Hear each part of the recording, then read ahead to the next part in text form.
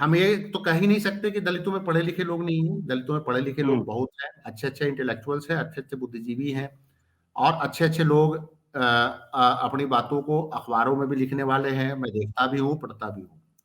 लेकिन राजनीतिक दलों को ये लोग सूट नहीं करते, क्योंकि राजनीतिक दलों का जो लीडरशिप है उनको तर्क पसंद नहीं है। अगर आज बिहार से आप बाहर निकले तो अगर बहन जी अगर इंडिया गठबंधन में नहीं जा रही हैं तो किसके प्रेशर में नहीं जा रही? कौन सा ऐसा दबाव है कि वो इंडिया गठबंधन में नहीं जा रही हैं? अपने वोट बैंक के इंटरेस्ट को क्यों नहीं वॉच कर रही हैं? उनके वेलफेयर को लेकर कल बजट जब आया तो मैंने भी देखा, आपने बात सही बोली है। मिडिल क्लास की सिर्फ बात हुई है कि मिडिल क्लास को मोदी जी ने कुछ नहीं दिया, टैक्स में सब्सिडी नहीं मिली, कोई टैक्स टूक्स में जो स्लैब में कुछ छूट नहीं मिली, और मोदी जी ने कारपोरेट को 22% दे दिया। कॉर्पोरेट टैक्स में फिर छूट दे दिया, जाते जाते कॉर्पोरेट टैक्स में छूट देकर के देश के बड़े पूंजीपति घरानों को खुश कर दिया। पिछली बार जीतन राम मांझी महागठबंधन में 3 सीट हासिल कर गए थे, और आलोसपा वाले उपेंद्र कुशवाहा जी 5 सीट हासिल कर गए थे। 5-3 8 सीट महागठबंधन में ले गए थे। अब वो एनडीए में है, तो उनको एनडीए में कितनी सीटें मिलेगी? क्योंकि अब नीतीश जी के आने के बाद सीटों की संख्या तो एकाएक घट गई। मिनिमम 16 सीट जो नीतीश कुमार जी इनके सीटिंग सांसद वो तो किसी भी कीमत पे नहीं छोड़ेंगे, तो 16 सीट हो गया माइनस। अब बचे हुए 24 सीटों में भारतीय जनता पार्टी खुद चुनाव लड़ेगी। चिराग पासवान जी को भी हिस्सेदारी देनी है, जीतन राम मांझी जी को भी हिस्सेदारी देनी है, और उसके बाद जीतन राम मांझी के साथ साथ उपेंद्र कुशवाहा जी को भी हिस्सेदारी देनी है। चिराग पासवान के जो है फैमिली में ही बंटवारा हो चुका है, तो पशुपति कुमार पारस को भी एडजस्ट करना है। दो दलित नेता जो भी बिहार के हैं, दलित पॉलिटिक्स के दो आयाम हैं, दोनों भारतीय जनता पार्टी के दरवाजे पे हैं कि हमें आप टिकट दीजिए, हमारे लिए कुछ सीट छोड़िए। और दूसरा, इनकी जो दलित राजनीति है वो आम दलित वोट को लेकर अपने परिवार को फायदा पहुंचाने की दलित राजनीति है।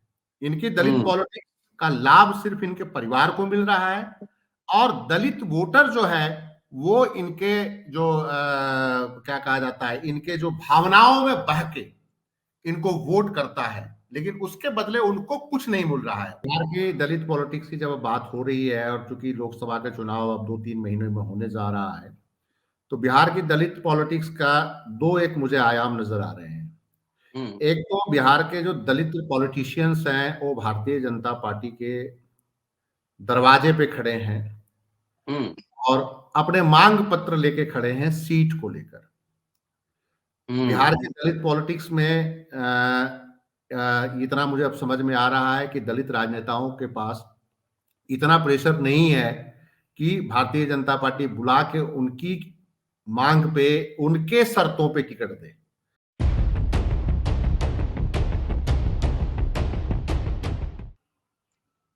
बिहार और दलित राजनीति विशेष। दोस्तों, रतनलाल बोल रहा हूं और आप देख रहे हैं अंबेडकर नामा। बिहार के दो नेता, दलित नेता, मांझी, जीतन राम मांझी और पासवान यानी चिराग पासवान, अब दोनों एनडीए के खेमे में।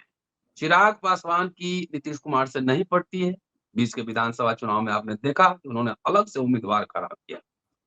गाहे बेगाहे जीतन राम मांझी भी झटका देते रहते हैं।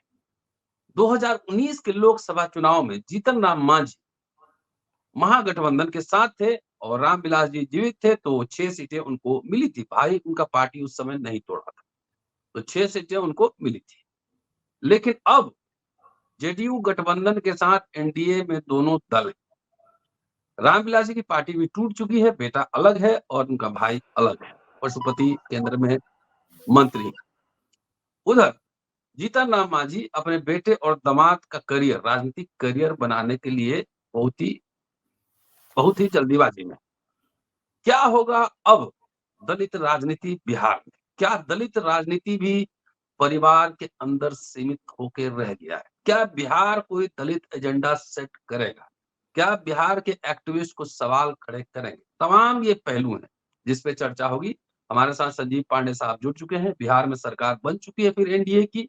नीतीश कुमार जी 6ठी बार पलटी मार चुके हैं, 9वीं बार मंत्री बन चुके हैं, लेकिन मंत्रिमंडल का भी बंटवारा नहीं हो रहा है। और उधर लोकसभा चुनाव को लेकर जो सीटों का तालमेल है, किसको क्या मिलेगा, जो दलित राजनीतिज्ञ, पॉलिटिशियन याचक की तरह दरबार में, एनडीए के दरबार में खड़े हैं, इनका राजनीतिक भविष्य क्या होगा, ये सब समझने की कोशिश करूँगा। जहाँ से जीतन राम मांझी आते हैं, वहीं संजीव जी का घर भी है, गया के रहने वाले हैं। बिहार की राजनीति पे इनकी विशेष पकड़ होती है। ज़रा समझते हैं कि आखिर दलित राजनीति को लेकर बिहार में चल क्या रहा है। संजीव जी, स्वागत है नमस्कार। आपका। जी, नमस्कार। नमस्कार। जी, हाँ देखिए, सर। बिहार की दलित पॉलिटिक्स की जब बात हो रही है और चूंकि लोकसभा का चुनाव अब 2-3 महीने में होने जा रहा है, तो बिहार की दलित पॉलिटिक्स का 2 एक मुझे आयाम नज़र आ रहे हैं। हुँ, एक तो बिहार के जो दलित पॉलिटिशियंस हैं, वो भारतीय जनता पार्टी के दरवाजे पे खड़े हैं हुँ, और अपने मांग पत्र लेके खड़े हैं सीट को लेकर। हुँ। बिहार की दलित पॉलिटिक्स में इतना मुझे अब समझ में आ रहा है कि दलित राजनेताओं के पास इतना प्रेशर नहीं है कि भारतीय जनता पार्टी बुला के उनकी मांग पे, उनके शर्तों पे टिकट दे। जो जैसे कि जो जगजीवन राम या रामविलास पासवान जैसे रामविलास नेता थे पासवान थे, जैसे जगजीवन राम हुँ, थे और चूँकि बिहार से 2 बड़े दलित नेता राष्ट्रीय पटल पे रहे हैं। मतलब ये नहीं कि राज्य स्तर तक ही सीमित दलित नेता रहे हैं। जगजीवन राम राष्ट्रीय नेता थे, दलित पॉलिटिक्स में कांग्रेस के अंदर बहुत बड़े नेता थे और रामविलास पासवान जो कांग्रेस के जो विरोधी, जो गैर कांग्रेसवाद की राजनीति में जो स्थापित एक बड़े दलित नेता थे। जी। तो 2 दलित नेता जो भी बिहार के हैं, दलित पॉलिटिक्स के 2 आयाम हैं, दोनों भारतीय जनता पार्टी के दरवाजे पे हैं कि हमें आप टिकट दीजिए, हमारे लिए कुछ सीट छोड़िए और दूसरा इनकी जो दलित राजनीति है वो आम दलित वोट को लेकर अपने परिवार को फायदा पहुंचाने की दलित राजनीति है। इनकी दलित हुँ, पॉलिटिक्स का लाभ सिर्फ इनके परिवार को मिल रहा है और दलित वोटर जो है वो इनके जो क्या कहा जाता है, इनके जो भावनाओं में बह के इनको वोट करता है, लेकिन उसके बदले उनको कुछ नहीं मिल रहा है, उनकी स्थिति में कोई सुधार नहीं हुआ, वो एक वोट बैंक रह गए हैं। तो अब मैं आता हूं कि आखिर ये दोनों जो दलित नेता हैं और एनडीए की जो पॉलिटिक्स जो पिछले 10 दिनों में बदली है और जिस ढंग से नीतीश कुमार महागठबंधन छोड़ के राजग गठबंधन में आए हैं, तो उसके बाद सीटों के बंटवारों को लेकर बहुत जबरदस्त कसमकस हो गया है और उसमें जो सबसे ज्यादा ठगा हुआ महसूस कर रहे हैं वो महसूस कर रहे हैं चिराग पासवान। एक तो चिराग हुँ, पासवान के परिवार में बंटवारा है और इनके जो चाचा जी पशुपति कुमार पारस, जो इनकी पुश्तैनी सीट एक तरह से मानी जाती है, रामविलास जी की मानी जाती थी हाजीपुर, वहां से सांसद हैं और चाचा और भतीजे एक दूसरे को आंखों से देखना नहीं पसंद करते। और पिछली बार क्या हुआ था कि पिछली बार चूंकि रालोसपा और जीतन राम मांझी, एक दलित नेता और एक पिछड़े नेता, महागठबंधन में थे, तो चिराग पासवान को मनमर्जी से 6 सीटें मिल गई थी, उनको कोई दिक्कत नहीं थी क्योंकि इधर सीटें खाली थी। लेकिन अब परिस्थिति बदल गई है। पिछली बार तो ये दोनों नेता जो महागठबंधन में थे, इस बार राजग गठबंधन में है और पिछली बार जीतन राम मांझी महागठबंधन में 3 सीट हासिल कर गए थे और रालोसपा वाले उपेंद्र कुशवाहा जी 5 सीट हासिल कर गए थे। 5-3 8 सीट महागठबंधन में ले गए थे। अब वो एनडीए में है, तो उनको एनडीए में कितनी सीटें मिलेगी? क्योंकि अब नीतीश जी के आने के बाद सीटों की संख्या तो एकाएक घट गई। मिनिमम 16 सीट जो नीतीश कुमार जी इनके सीटिंग सांसद, वो तो किसी भी कीमत पे नहीं छोड़ेंगे, तो 16 सीट हो गया माइनस। अब बचे हुए 24 सीटों में भारतीय जनता पार्टी खुद चुनाव लड़ेगी। चिराग पासवान जी को भी हिस्सेदारी देनी है, जीतन राम मांझी जी को भी हिस्सेदारी देनी है और उसके बाद जीतन राम मांझी के साथ साथ उपेंद्र कुशवाहा जी को भी हिस्सेदारी देनी है। चिराग पासवान के जो है फैमिली में ही बंटवारा हो चुका है, तो पशुपति कुमार पारस को भी एडजस्ट करना है। अब इस एडजस्टमेंट के बाद एनडीए खेमा में भगदड़ है और हुँ, चिराग पासवान कहते हैं कि हमें 5 से कम चाहिए नहीं, हुँ, साथ में हमें हाजीपुर वाली सीट चाहिए, हम किसी की कीमत पर चाचा को बर्दाश्त नहीं करेंगे। साथ में वो वैशाली की सीट मांग रहे हैं। वैशाली की जो वर्तमान सांसद एलजेपी की हैं, लेकिन वो पशुपति कुमार पारस के खेमे में चली गई थी, बीना सिंह। हुँ, और उसके बाद नवादा सीट एक है, चिराग पासवान मांग रहे हैं, जो उनका सिटिंग सांसद है, लेकिन वो भी पशुपति कुमार पारस के खेमे में चले गए थे। तो अब जो है 5 सीट मिनिमम चिराग चाहते हैं और 5 सीट अगर चिराग जी को ही दे देंगे तो फिर जीतन राम मांझी को कितना सीट मिलेगा? जीतन राम मांझी को सिर्फ 11 सीट से संतुष्ट करना पड़ेगा। आज खबर है कि जीतन राम मांझी कहती है हम एक सीट पे कैसे लड़ेंगे भाई, हमारे 4 विधायक हैं, चिराग के तो एक भी विधायक नहीं है, हम 4 विधायक लेके नीतीश कुमार के सीएम को मजबूती दे रहे हैं, तो हम एक सीट पे लड़ेंगे, चिराग जिसका एक भी एमएलए नहीं है वो 6 सीट पे लड़ेगा, ये कैसे हो जाएगा। तो वो कहते हैं हमें भी 2 सीट दो। अब बचे उपेंद्र कुशवाहा जी। उपेंद्र जी कुशवाहा कहते हैं कि हम तो 5 सीट पे लड़े थे, हम तो 8% 7% जो है कुशवाहा समाज के हैं, हमको कैसे इग्नोर करोगे आप। तो 5 सीट वो भी मांगेंगे, चलिए उनको 2-3 दे देंगे। तो अब ये सीट बंटवारे को लेकर एक बहुत बड़ा पेच फंसा हुआ है। और भाजपा की लेकिन एक सफलता है कि भाजपा ने बिहार के दलित और बैकवर्ड पॉलिटिक्स को हाशिए पे लाके उनके प्रेशर ग्रुप को अपने दरवाजे पे लाके खड़ा कर दिया है, और ये सारे भारतीय जनता पार्टी के सामने सीट के लिए हाथ जोड़े खड़े हैं। भिक्षाम देही हो गया, दिलवा दीजिए, भिक्षाम देही हो गया है दलित नेतृत्व वहां पे, दलित एंड पिछड़ा दोनों। उपेंद्र कुशवाहा भी तो भिक्षाम देही ही है। उपेंद्र कुशवाहा भी भिक्षाम देही दे के खड़ा हो रहे हैं कि हमें लोकसभा चाहिए। जीतन राम मांझी भी कह रहे हैं कि हमें लोकसभा चाहिए, साथ में गवर्नरी भी चाहिए, प्रदेश के मंत्रिमंडल में भी 2 मंत्री चाहिए, और 2 लोकसभा चाहिए, 1 राज्यसभा भी चाहिए, और 1 गवर्नरी भी बीच में दे दीजिए। और देना किसको है? देना किसको है? देना है परिवार के सदस्यों को। अगर चिराग पासवान की बात ले लीजिए तो 1 राज्यसभा भी मांग रहे हैं, तो राज्यसभा किसके लिए मांग रहे हैं? अपनी माताजी के लिए मांग रहे हैं। खुद लड़ेंगे 2 सीट में, भाजपा चाहेगी और नीतीश कुमार भी चाहेंगे कि पशुपति भी एडजस्ट हो, क्योंकि पशुपति के थ्रू नीतीश कुमार चिराग को बैलेंस करते रहते हैं, क्योंकि चिराग से उनको खुंदक है कि जो पहले विधानसभा चुनाव हुआ था उसमें चिराग पासवान ने उनको बहुत डेंट मारा था कई जगह कैंडिडेट खड़ा करके, तो किसी भी कीमत पे चिराग पासवान को मजबूत नहीं होने देंगे। लेकिन भाजपा की सफलता है कि भाजपा ने सारों को खड़ा कर लिया है अपने दरवाजे पे कि आप लोग आइए, याचक की भूमिका में हमारे सामने खड़ा रहिए, हम सीट देंगे तो आप लोगों कीजिएगा, सारे राजनेता जितने बिहार के हैं। तो ये जो बिहार की राजनीति में एक जो है कि दलित और बैकवर्ड प्रेशर ग्रुप को जो बीजेपी ने सबल्टन हिंदुइज्म से जो काउंटर किया है, एक बिहार की राजनीति में एक नया एक मोड़ है देखा जाए तो, कि ओबीसी की पॉलिटिक्स को तोड़ा एमबीसी से। दलितों की पॉलिटिक्स में देखिए 2 दलित नेता जो हैं इनकी तरफ खड़ा है, जीतन राम मांझी भी खड़े हैं और चिराग पासवान भी खड़े हैं। तो ये जो है ना बिहार की राजनीति में एक नया बदलाव है। हालांकि सीटों को लेकर खेल अभी चल रहा है, बीच बीच में ये भी खबर आ रही है कि चिराग पासवान इधर भी कांटेक्ट में है, दूसरे तरफ महागठबंधन की तरफ। बेसिकली देखिए पॉलिटिक्स वो 5-6% वोट का ही है कि जो पासवान वोट 6% है वो निश्चित रूप से अगर वो महागठबंधन की तरफ जाएगा तो बीजेपी को फिर नुकसान हो जाएगा। अगर वो 6% वोट अगर तेजस्वी यादव के साथ समझौते में, आरजेडी के साथ समझौते में रामविलास पासवान के बेटे चले जाते हैं और अगर 6% उधर शिफ्ट होगा तो बीजेपी को और एनडीए गठबंधन को नुकसान होगा। तो एनडीए की पॉलिटिक्स में एक बड़ी अजीब सी स्थिति इस समय बिहार की राजनीति में आई हुई है, और वो जो आई है वो ड्यू टू नीतीश कुमार आई है जब वो एनडीए के अंदर आए हैं। संजीव जी, एकदम भाजपा के दरवाजे पर दलित नेता याचक की तरह खड़े हैं बिहार के। क्या दलित राजनीति नेतृत्व विहीन हो गया है, या दलित राजनीति के नाम पर जो कुछ बचा हुआ है वो माले कर रही है?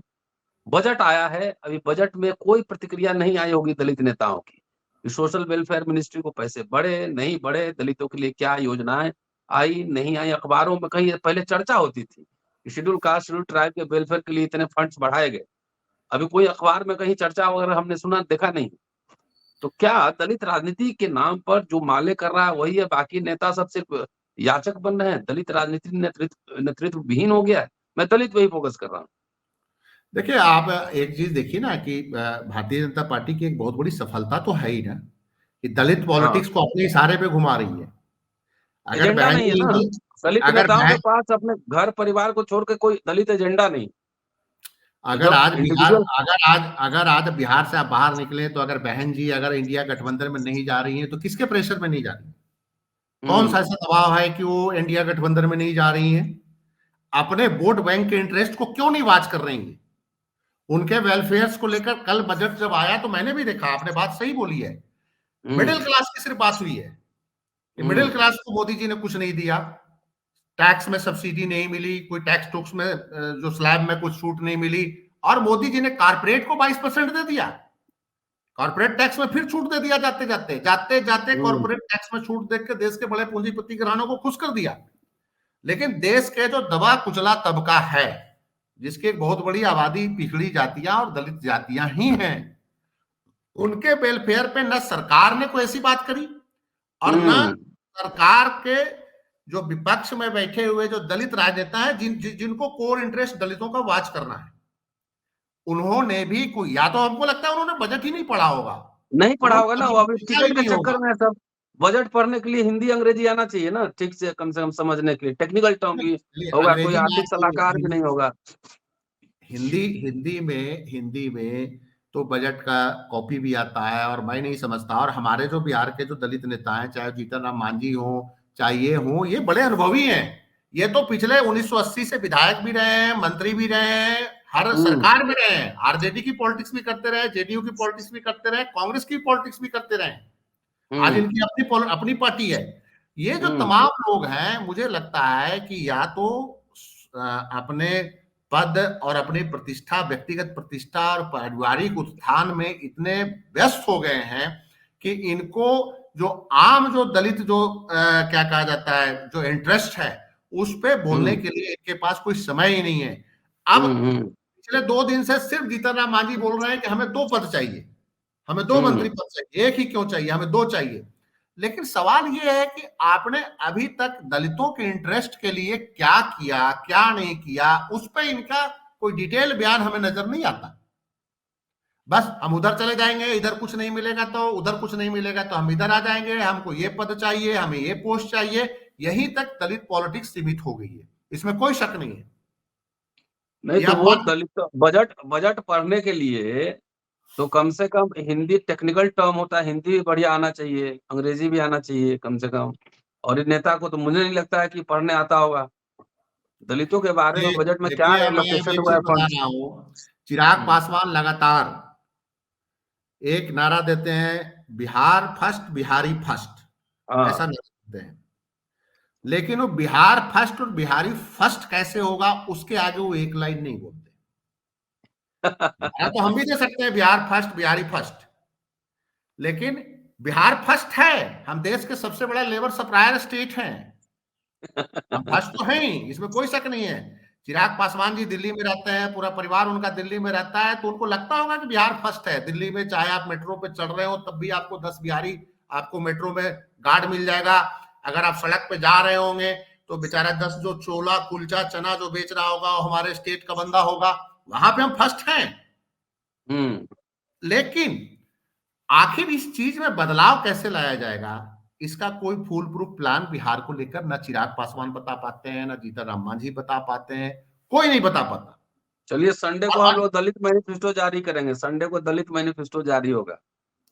नहीं, देखिए, दलित मैनिफेस्टो जारी होने के साथ साथ मैं समझता हूं कि जो दलित जो नेता हैं, उनको एक प्लेटफॉर्म पे दलित इशू पे लाने के लिए भी आप लोग कुछ मैनिफेस्टो जारी कीजिए कि भाई मुश्किल है। नहीं, समाज मतलब को जागृत करेंगे ना, समाज को जागृत करेंगे। वो नेता सबसे ये सब they have measurably failed in performing their duties to protect the safeguards of the scheduled caste and scheduled tribes. नहीं, शेड्यूल ट्राइब के लीडर तो एक ऐसा है कि वो अपना प्रोटेक्ट करने के लिए जेल जाना मंजूर किया, परसों सरकार के सामने नहीं झुका। मैं केंद्र सरकार के एजेंडा में बात कर रहा हूँ। केंद्र सरकार के जो बजट एलोकेशन है, उसमें पहले शेड्यूल कास्ट शेड्यूल ट्राइब जो प्लान सब होते थे, अखबारों में छपती थी, चर्चा होती थी, अब तो सब गायब हो गया। नेता सब का कोई रिएक्शन नहीं है। नहीं, नेता का कोई रिएक्शन नहीं है, अखबार भी गायब है, अखबार भी डिस्कशन नहीं कर रहा है। सारे अखबार मैंने आज देखे हैं, उस पे सोशल वेलफेयर से रिलेटेड जितने भी काम हैं, चाहे वो दलित से हो, चाहे ओबीसी हो, और भी जो सोशल वेलफेयर के जो वर्क है, उस पे कोई डिस्कशन नहीं है। मिडिल क्लास को क्या मिला और देश के पूंजीपतियों को क्या मिला, ये अखबारों का मेन प्राइम विषय है। लेकिन ये क्यों है, अखबार पे भी तो प्रेशर जो है, जो एक ग्रुप है वो बना सकता है, वो भी तो अखबारों को बोल सकते हैं कि भैया हमारे इश्यूज पे आप डिस्कशन क्यों नहीं कर रहे हैं, बजट में हमें क्या नहीं, मिला इसको वो बोलाइए। वो सब वो सीट एडजस्टमेंट में बिजी है, अभी हुक्मरान बनना है अभी सबको। हाँ, तो आप देखिए कि अब सीट एडजस्टमेंट में देखिए, भारतीय जनता पार्टी जो है 2 दलित पॉलिटिशियंस उनसे 7 सीट मांग रहे हैं मिनिमम। 40 सीट है, 7 सीट दलित पॉलिटिशियंस मांग रहे हैं और बीजेपी को अपने भी कुछ दलित नेताओं को एडजस्ट करना है। हम्म। उनको भी लोकसभा लड़ाना है। ऐसा तो है नहीं कि बीजेपी वाले सारे दे देंगे इन्हीं को, जीतनराम मांझी जी को दे देंगे और पासवान जी को दे देंगे। बाकी उनके दलित नेता क्या करेंगे? उनको भी तो 2-3 सीट चाहिए लोकसभा का। तो ये जो है अच्छा, ये जी जी जी जी जी। देखिए, दलित एजेंडे में है, दलित वोट की कीमत सबको पता है, लेकिन दलित के उत्थान की चिंता किसी राजनीतिक दल को नहीं हो रही है जी जी जी, वही बात है। कि अच्छा, रामविलास ये बता पासवान संजीव को। जी, जी। एक आखिरी सवाल लेता हूँ, इस एपिसोड जी। को थोड़ा छोटा ही रखते हैं। एनडीए और बीजेपी की आप बात कर रहे हैं, लेकिन महागठबंधन की ओर से भी मीरा कुमार हैं, वो सासाराम से चुनाव लड़ती हैं, हार गईं पिछली बार। गठबंधन की ओर से भी कोई दलित एजेंडा, कोई दलित लीडरशिप इस तरह कुछ दिख रहा है? अब अशोक चौधरी पहले कांग्रेस के थे, अब जेडीयू में चले गए, अब बीजेपी के साथ हैं। कुछ जी। उधर से भी दिख रहा है कि एकदम शून्य हो चुका है बिहार की राजनीति, जबकि बहुत वाइब्रेंट दलित पॉलिटिक्स हुआ करती थी वहाँ पे। जी। देखिए, महागठबंधन में भी जो हमें जो दलित नेता जो नजर, देखिए एक प्रॉब्लम और भी है। हुँ, कोई भी राजनीतिक दल में हम ये तो कह ही नहीं सकते कि दलितों में पढ़े लिखे लोग नहीं हैं। दलितों में पढ़े लिखे लोग हुँ, बहुत हैं, अच्छे अच्छे इंटेलेक्चुअल्स हैं, अच्छे अच्छे बुद्धिजीवी हैं और अच्छे अच्छे लोग अपनी बातों को अखबारों में भी लिखने वाले हैं। मैं देखता भी हूँ, पढ़ता भी हूँ। लेकिन राजनीतिक दलों को ये लोग सूट नहीं करते, क्योंकि राजनीतिक हुँ, दलों के जो लीडरशिप है उनको तर्क पसंद नहीं है। देखिए, दोनों राष्ट्रीय दलों में भी अभी फिर भी डेमोक्रेटिक बात है कि अगर कोई बात रखेगा तो वहां सुना जाएगा। भारतीय जनता पार्टी हो चाहे कांग्रेस हो, अगर वहां कोई दलित नेता है और अगर अपनी कोई बात रखेगा तो ऐसा नहीं है कि उसका हाईकमान उसको इग्नोर करेगा। बेशक इग्नोर करने की कोशिश करेगा भी तो उसको बहुत तरीके से इग्नोर करेगा, ब्लंटली इग्नोर नहीं करेगा। प्यार से दाएं करेगा, बाएं करेगा, नहीं जी ऐसा करते हैं जी, वैसा करते हैं जी, ये ऐसा करेगा। क्योंकि उनमें थोड़ा-सा बड़ी पार्टियों में एक इस तरह का कल्चर है, तो बात सुनी जाती है। ये छोटे दल होते हैं ना, इनमें एक बड़ी समस्या है कि ये फ्यूडल स्टाइल में चलते हैं और फ्यूडल स्टाइल में कोई भी आदमी वो जो उसका बड़ा लीडर होता है, वो कहता है कि हमसे ना बड़ा कोई बुद्धिमान है, ना हमसे कोई ज़्यादा पढ़ा लिखा है और हमसे ज़्यादा ना कोई बढ़िया सोच रखता है और बाकी हमारे सामने सारे जो बैठे हुए हैं, मूर्खों की जमात बैठी है। और वो ये भी नहीं चाहता कि कोई भी समझदार दलित नेता आ जाए, पिछड़ा नेता आ जाए, चाहे कोई भी आ जाए जो तर्क की बात करे, इकोनॉमिक्स की बात करने लगे, उसको बात करेगा, कहेगा कि अच्छा तो ज्यादा समझदार बन रहा है यार, इसको किनारे करो, ज्यादा यहाँ कानूनची कानूनची बिहारी भाषा में बोलते हैं, ज्यादा कानूनची लग रहा है, इसको आउट करो। ये ऐसा तो नीतीश कुमार के बारे में भी लोग बोलते हैं कि जिन लोगों ने कुछ लोगों ने उनसे तर्क की बात करी, उनको नीतीश कुमार ने 2-4-5 सप्ताह 8 सप्ताह बाद ही उसको आउट कर दिया। तो ये हालत महागठबंधन में भी है। महागठबंधन में भी जो कोई तेज तर्रार दलित नेता उनको नहीं चाहिए, क्योंकि वो दलित नेता कभी भी उनको चुनौती के रूप में सामने आ सकता है, उसकी एक पहचान बन सकती है। तो महागठबंधन में भी यस मैन दलित लीडर चाहिए। और अगर यस मैन दलित लीडर होगा तो क्या दलित हित की बात करेगा, क्या वो बजट पे बात करेगा? वो तो पार्टी से जो बना के आया जाएगा कि देख भाई ये इशू है, ये प्रेस नोट है, ये है, तू जाके वहां प्रेस कॉन्फ्रेंस कर दियो, इससे आगे मत बोलना, इससे आगे अपना कोई दिमाग ना लगा देना तू, ये जो जा रहा है बस पार्टी लाइन यही है, यहीं तक आपने बोलना है। तो ये सिर्फ बिहार में महागठबंधन में, और ये चलिए उत्तर प्रदेश छोटा-सा में भी यही संक्षेप में, स्थिति है। जी। मीरा कुमार तो अपने फादर की लेगेसी को बढ़ा सकती थी और मीरा जी। कुमार को बड़े-बड़े पद भी दिए गए, मंत्री भी रहीं, लोकसभा की अध्यक्ष, स्पीकर भी रहीं। क्या चक्कर है? क्यों नहीं हो पा रहा है वो? देखिए, मुझे लगता है कि जैसे बिहार में मीरा कुमार अकेला नहीं, जो सांसद हमारे यहाँ से अकेला हम मीरा कुमार को क्यों दोषी ठहराएं। एक हमारे यहाँ के सांसदों की एक बड़ी गलती होती है। हमारा रिजर्व कंस्टिट्यूएंसी है, मैं आपको आप बताना चाहता हूँ कि हमारा रिजर्व कंस्टिट्यूएंसी है और हमारे यहाँ से दलित सांसद ही होते हैं। लेकिन दुर्भाग्य की बात है कि जो हमारे सांसद होते हैं वो फिर 5 साल बाद हमारे इलाके में नजर नहीं आते। नहीं, वो संजीव आते जी, हैं। मेरा प्रश्न दूसरा है।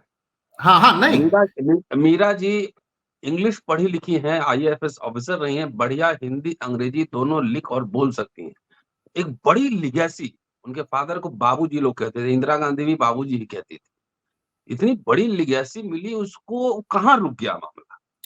देखिए या तो देखिए मीरा कुमार उस इन्वायरमेंट में, बिहार की इन्वायरमेंट में ठीक है, उनको मिला फादर के कारण। उनके चूंकि क्या कहा जाता है, जगजीवन राम जी के जो बेटे थे सुरेश राम जी, वो पॉलिटिक्स में एक्टिव थे, उनकी डेथ हो गई थी, असमय डेथ हुई थी। उसके बाद मीरा कुमार, हमको लगता है मीरा कुमार ने लीगेसी जगजीवन राम जी की ली उन्होंने। लेकिन मीरा कुमार मुझे कभी नहीं लगा कि वो बिहार की राजनीति से या बिहार की जमीन से जुड़ी रही, और राष्ट्रीय स्तर पे भी उन्होंने कोई भी ऐसी कोशिश नहीं करी। जब लोकसभा की स्पीकर जब वो थी, तो मुझे नहीं लगा कि कहीं वो दलित चेतना को लेकर, दलित इंटेलेक्चुअल्स को लेकर, दलित काउस को लेकर वो कभी मुखर रही है, कभी नहीं। एज ए लोकसभा स्पीकर भी मैंने कभी उनका भाषण नहीं सुना। कहीं पे भी ऐसे इशू रहे जहां पे दलित इशूज आया, वहां पे मुखर होकर पार्टी के अंदर भी वो बात नहीं रख पाई। बिहार जी। लोकसभा की, मैं सिर्फ सासाराम की बात नहीं करना चाहता। मीरा कुमार चूंकि जगजीवन राम जी की बेटी थी, तो राष्ट्रीय स्तर की एक नेता थी, और फिर राष्ट्रीय स्तर के नेता ही नहीं, वो मंत्री भी शायद कांग्रेस की सरकार में रही, और बाद में मंत्री थी लोकसभा ना? की स्पीकर बनी, और मंत्री मंत्री भी थी। रही, मंत्री भी रही। लेकिन एक मंत्री रहते, जो जगजीवन राम जी ने एक छाप छोड़ा था रेल मंत्रालय में, चाहे डिफेंस मिनिस्ट्री में, जो एक छाप छोड़ा था उन्होंने रक्षा मंत्रालय में 71 के बार में, शायद डिफेंस मिनिस्टर मुझे लगता है कि जगजीवन राम जी थे। जी, जी, जब वो 70 हाँ, वॉर के समय वही थे। वार के समय में वो थे, जगजीवन राम जी थे। और फिर उसके बाद रेल मंत्रालय में उन्होंने चाहे वो भर्तियों का मसला हो, दलित रिजर्वेशन का मसला हो, नौकरियों देने का मसला हो, जो जगजीवन राम जी को जो जो काम किया, वो मीरा कुमार जी, समाज कल्याण मंत्रालय शायद मीरा कुमार जी के पास था, सोशल जी, वेलफेयर जी। था, और ये सब था। उसमें वो छाप मीरा कुमार जी नहीं छोड़ पाई। या तो इंडियन फॉरेन सर्विस में रहने के कारण उनका ब्यूरोक्रेटिक स्टाइल था, आम जन से वो जुड़ी हुई नहीं थी, जगजीवन जैसे बाबू तो जगजीवन बाबू तो आंदोलन से निकले थे, आजादी की लड़ाई में भी थे, आजादी की इनका लड़ाई से जन्म निकले और आम जन से जुड़े हुए थे। जुड़े थे। हाँ। हाँ, लेकिन ये चूंकि मंत्री की बेटी थी, आईएफएस हो गई, आम जन से जुड़ी ही नहीं, एक दलित का दर्द क्या होता है वो भी इन्होंने महसूस नहीं किया होगा फील्ड में। नहीं, बोली थी कि इंग्लैंड में भेदभाव हुआ था, जब वो इंग्लैंड में पोस्टेड थी तो उनके साथ जाति पूछी गई थी, ये जाति बताई थी पूछी एक गई। इंटरव्यू। तो हाँ। मेरा ये कहना है कि वो सारी चीजों को अगर वो जोड़ी रहती, सासाराम में भी ऐसा मुझे नहीं लगता कि कुछ ऐसा इन्होंने सांसद रहते हुए कोई ऐसा काम किया हो कि सासाराम के लोग उनको याद कर सके, मेरा ये मानना है। तो जी। ये मीरा कुमार के फ्रंट पे एक कमजोरी रही है, चलिए। और यही कारण है कि क्या कहा जाता है, मीरा कुमार आज भी राजनीति में हैं, सर्वाइवल हैं, जगजीवन राम जी के कारण हैं। लेकिन हम ये नहीं कह सकते कि वो अगर इंडिपेंडेंट उतर जाए मैदान में तो उनको कोई चुनाव जिता दे। उनको मतलब कांग्रेस की लीगेसी के साथ ही चलना पड़ेगा, या गठबंधन के साथ ही लड़ेगी तो चुनाव जीत पाएंगे। चलिए, शुक्रिया संजीव जी। और ये था बिहार और दलित राजनीति विशेष। बिहार के जो कथित बड़े दलित नेता हैं, सब याचक के रूप में भाजपा के दरवाजे पर खड़े हैं। दलित समाज सोचे कि उनका भविष्य कहाँ होगा। बजट आ गया है, कहीं कोई social justice, schedule caste, schedule tribe को लेकर कहीं चर्चा नहीं है। चर्चा हम बढ़ा रहे हैं। रविवार को हमारा प्रेस वार्ता, हमारा प्रेस कॉन्फ्रेंस देखना न भूलें। शुक्रिया, शुक्रिया। Thank you sir.